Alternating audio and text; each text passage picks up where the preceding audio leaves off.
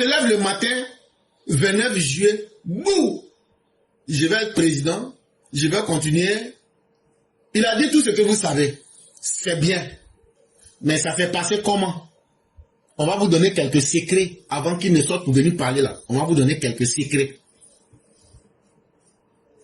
Et ce n'est pas nous qui avons le secret. Hein? C'est les services de la présidence qui ont donné quelques exclusivités au journal qu'on appelle le mandat.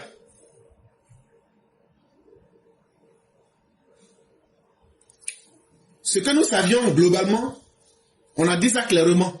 C'était soit dans une convention, mais ce qui nous inquiétait un peu, il avait dit, je vais vous donner la réponse. Donc on attendait de voir s'il sera fidèle aux habitudes de faire une convention comme il a fait en 2020. Et moi-même, je pensais que c'était durant une convention. Mais le président vient de nous démontrer que non, le travail qui a été fait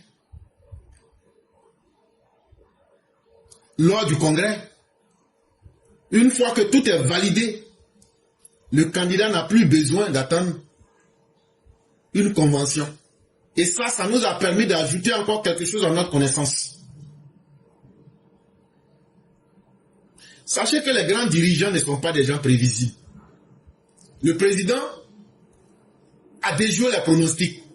Et j'avais dit et j'avais été clair, il ne pouvait pas s'adresser à la nation en disant qu'il sera candidat ou pas. En tout cas, il ne pouvait pas faire une déclaration le 6 août. On va libérer les prisonniers.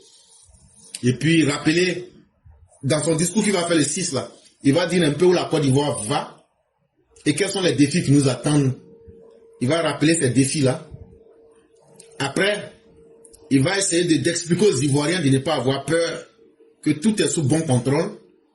Et après, il va dire, il va signer la grâce présidentielle pour des milliers de petits bandits. On va les libérer.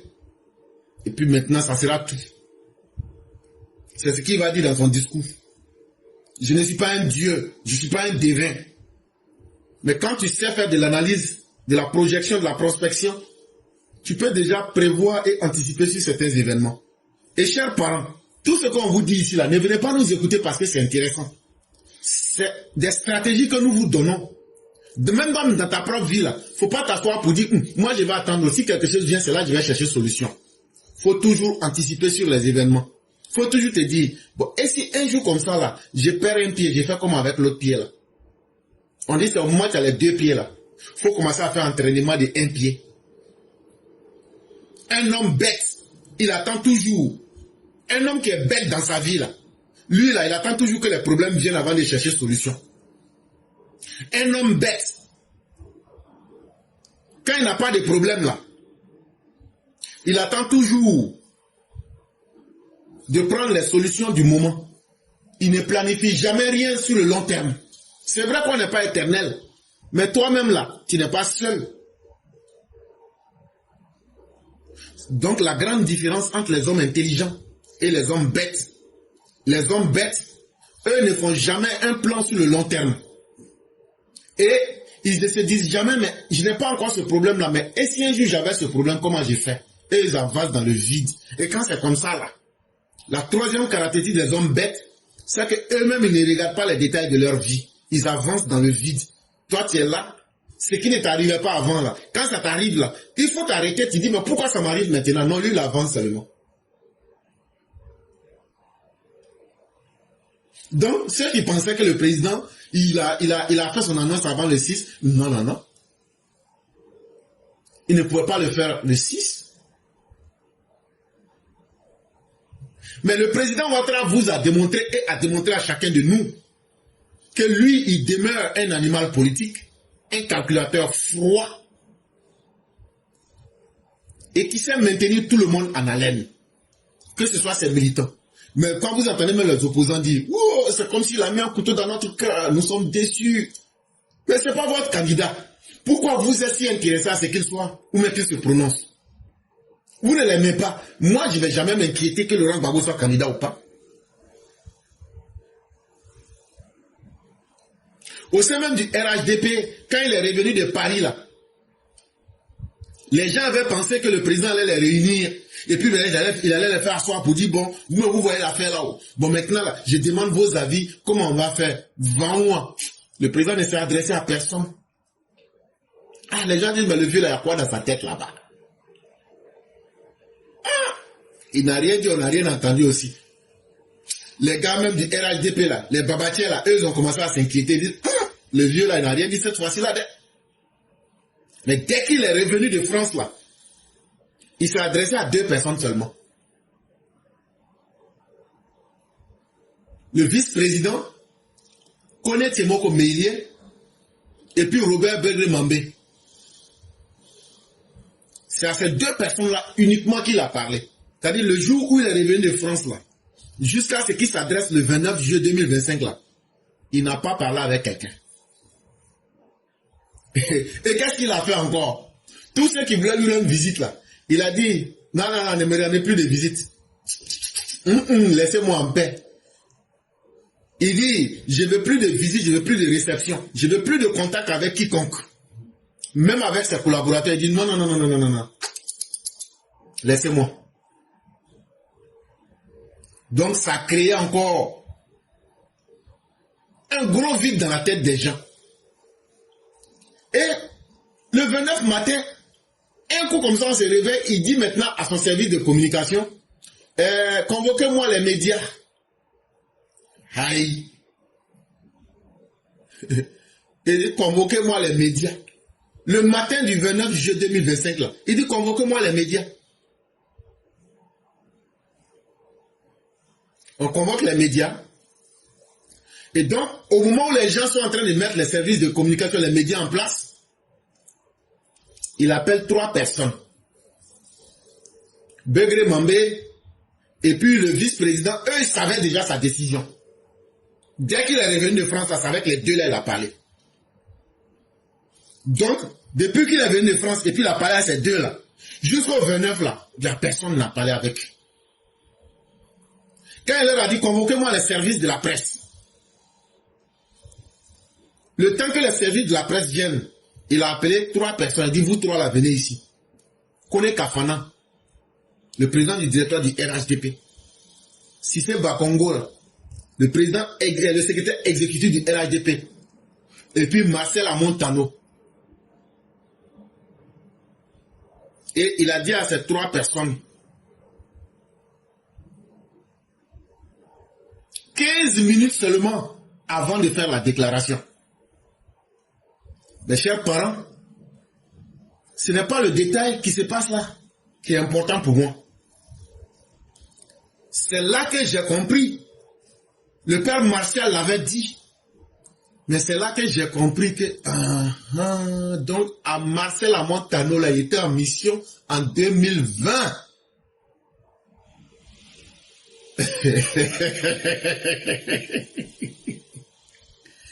Parce que souvent tu sais quelque chose, mais on t'a dit, mais toi-même tu cherches tes propres preuves. Donc, c'est là que je dis donc à mon Marcel Tano là, ok, donc on passe dessus. Donc tout le monde a vu maintenant.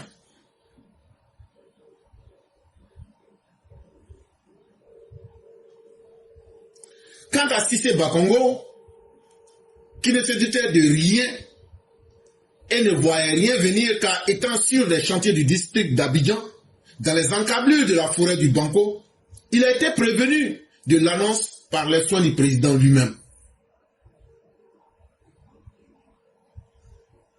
Et comme dit Maire Sali Kone, le président a bien compris le phénomène Chris Yapi. Donc personne ne peut accuser M. Bakongo d'être Chris Yapi. Ça veut dire qu'il y a des événements, c'est quand ça se passe là. Ça te donne encore plus de preuves. On a vu des bouffons sortir ici. C'est Cissé Bakongo qui est Chris Yapi. Bon, voilà aujourd'hui la preuve. Le président là, il connaît, il sait qui est qui.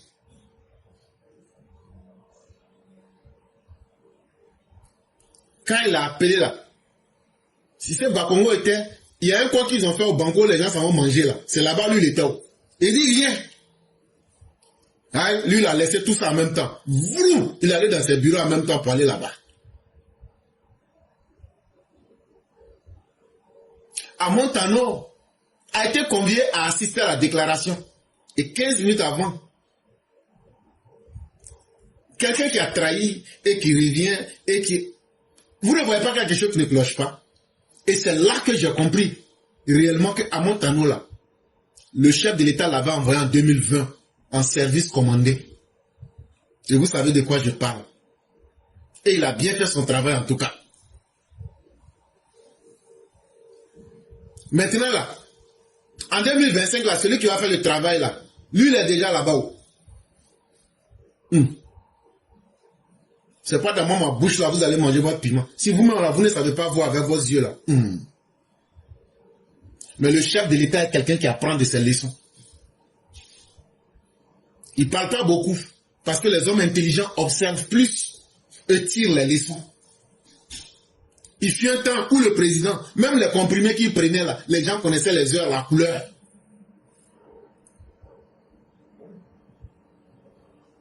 Que vous soyez ministre, que vous soyez cadre, ils ont tous été mis à l'écart. Ils ont tous été informés comme vous et moi.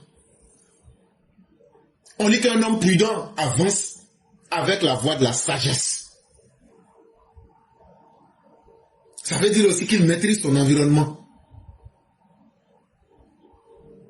Et il a dit, il ne fait pas ce pouvoir parce qu'il est assoiffé du pouvoir. Ça sera la transmission générationnelle. Mais surtout, ce qu'il n'a pas dit, ça sera la continuité dans le travail et la responsabilité. Ah oui, oui.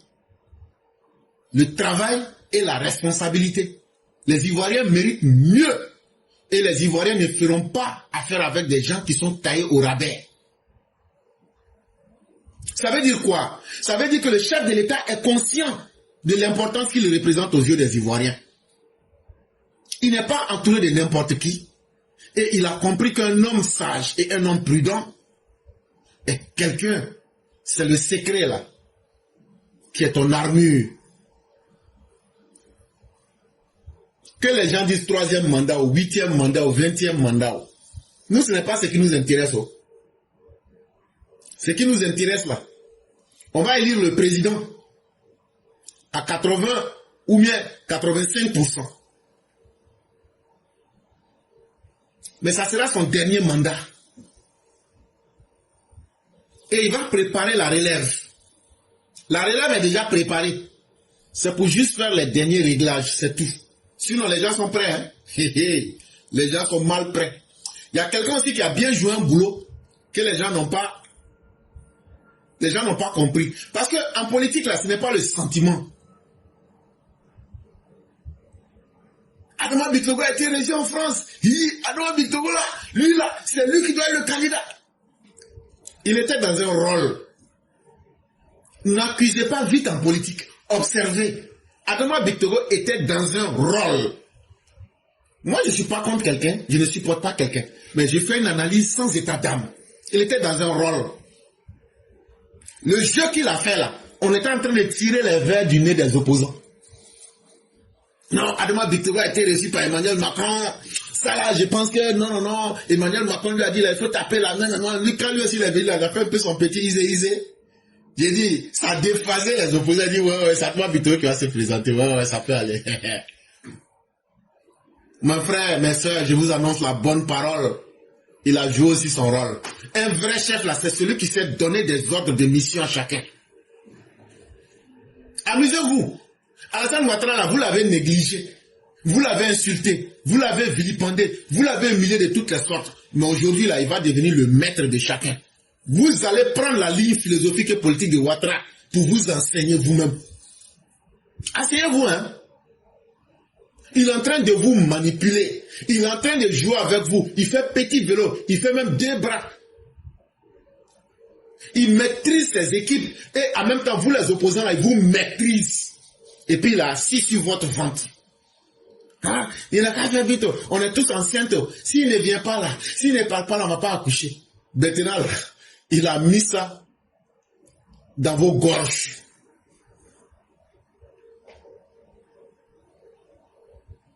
Donc là, même la relève dont il parle là, elle est déjà assurée et elle est proprement assurée. Le président va maintenir la Côte d'Ivoire dans son embellie économique, la paix que les Ivoiriens connaissent, qui n'échappe à personne dans une sous-région bouleversée. Et le président va faire revenir la Côte d'Ivoire comme elle ne l'a jamais été. Parce que c'est un brillant technocrate, c'est un acteur de premier plan dans plusieurs secteurs. Avec lui aujourd'hui, la Côte d'Ivoire fait rêver le monde. Il faut être un homme complètement maudit pour dire « je ne veux pas avoir un président comme Alassane Ouattara ». Ce qui fait mal aux opposants là. Si Ouattara était avec eux là, on n'allait jamais pouvoir respirer sur 100 ans. Et un homme comme Alassane Ouattara n'est pas un incubateur de la médiocrité. Il n'est pas un créateur de la médiocrité. Il a créé des hommes excellents qui sont autour de lui, qui ont de la vision comme lui. Et ça, c'est sa plus grande réussite. Et c'est le plus gros héritage qu'il va laisser à la Côte d'Ivoire. Mais je suis désolé de vous le dire. Les 5 ans là, il ne va pas finir. Mais ceux qui vont travailler avec lui là, et puis qui font partie de la demi-douzaine là, ils vont souffrir dès. Le vieux là, il n'a plus rien à perdre. Il a dit, il va leur montrer. De toute façon, il va pédaler les gars là. Eux-mêmes là, il y a d'autres même qui vont dire, moi je ne vais plus être président encore de la pays là. La demi-douzaine là, ah, vous allez avoir du travail. Hein. Parce que le président là, si vous voulez là-haut, il n'a plus de la peine. Il a déjà prouvé tout ce qu'il a fait. Il est comme maintenant un maître d'école. Il vous a déjà donné ça. Mais en même temps, il est devenu votre maître des maisons. Son salaire n'est pas beaucoup. Donc, il va vous chicoter. Il ne va pas s'amuser avec vous. Ce mandat-là, c'est là que vous allez dire que... Ah, donc, il est devenu comme l'homme de 92 là.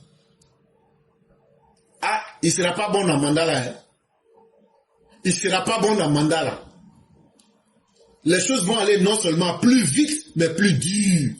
Il y a des dossiers qui vont avancer à une vitesse, les gens même vont se dire, mais on est en rêve ou bien. En tout cas, ces personnes seront mises à rude épreuve dans la gestion des dossiers de la République. Il ne va même plus faire dans les demi-mesures. C'est quand il va être 4e mandat, mais 8e mandat, là. Il ne veut même plus. De la manière il a commencé, là, l'idée qu'il avait laissée en 92 dans la tête des Ivoiriens, là, comme un grand chef, il va terminer avec cette même idée. On retiendra que c'est un homme d'action, c'est un homme ferme, et que ce n'est pas le poids des âges qui détermine la capacité d'un homme.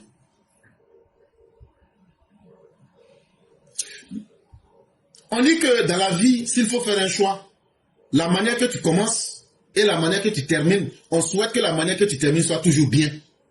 Et le président a bien commencé, il a bien fait et il va bien terminer aussi. En tout cas, ce n'est pas lui. Après avoir dirigé le pays, on va dire non, on n'a pas trouvé après lui une belle alchimie entre l'expérience du doyen et la technicité. Avec l'approche de la nouvelle génération montante, tous les petits bandits qui pensaient qu'ils allaient être quelqu'un par les armes, il les a balancés aujourd'hui. Les Soro, les Zéro Guillaume et autres. Tous les petits bandits. Aujourd'hui, la regardez, ce sont des gens intelligents. Des gens qui disent, voilà ce que j'ai fait. Alassane Ouattara, vous vous souvenez, quand on allait au stade, je vous ai fait, et j'ai dit, le président général, j'ai dit qu'il était venu pour voir les troupes. Les gens n'ont pas compris de quoi je parlais. Mais aujourd'hui, le président vous montre qu'il sait mener les troupes. Et que de façon fluide, il va transmettre harmonieusement les codes du pouvoir. Parce que le pouvoir, là, on ne donne pas ça à quelqu'un si on ne l'entraîne pas. Il y a des codes dans le pouvoir. Et il va transmettre ça de la belle des manières. Alassane Ouattara, un jour on va le chercher pour dire, viens, tu es où? On a fait l'élection, viens. Comme c'est toi qui étais officiellement président là, viens transmettre le pouvoir, ce qui ne s'est jamais fait en Côte d'Ivoire. Viens, faut que tu es dans ta promenade là, viens transmettre le pouvoir et puis tu t'en vas.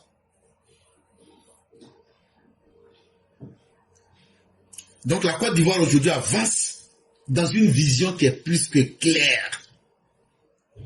Et comme dit le maire Martial, si on arrive à passer 2025 là, tous les vuvuzela politiques là vont mourir de leur belle mort.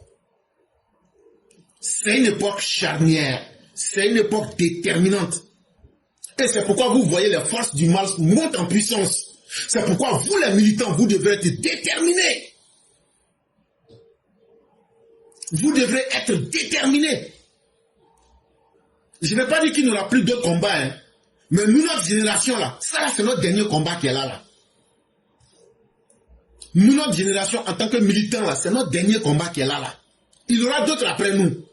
Et le monde va continuer après nous. Mais c'est notre meilleur combat que nous devrons mener. De la manière que le président, il a montré tout ce qu'il peut faire là. C'est à nous les militants de montrer que nous, notre génération là, nous qui avons commencé depuis 93 jusqu'à aujourd'hui là, c'est notre meilleur combat que nous devons mener. Et c'est là qu'on doit remporter notre plus grande victoire.